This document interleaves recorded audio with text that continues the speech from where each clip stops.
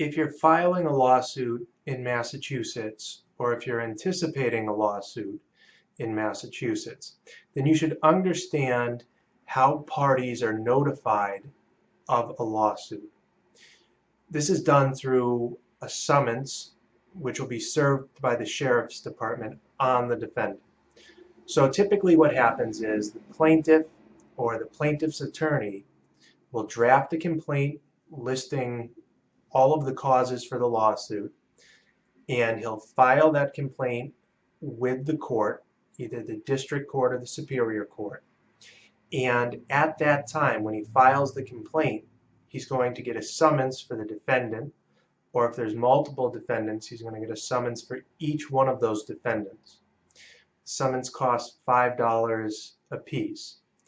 And then the plaintiff or the plaintiff's lawyer is going to fill out the summons. It's pretty straightforward. District court and superior court have different summonses, but they essentially say the same thing, and they're pretty easy to fill out.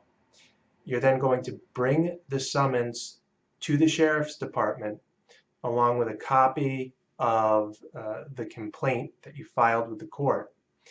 And the sheriff is going to serve that summons and the complaint on the defendant.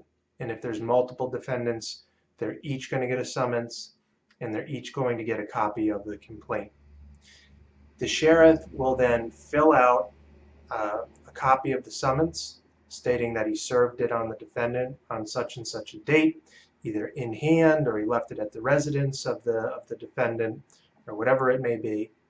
And the sheriff's going to get that back to you, and you then need to file that with the court before the legal proceedings can move forward.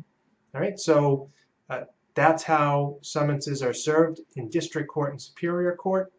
And notice varies from court to court depending on whether it's housing court, small claims court, probate court, whatever it may be.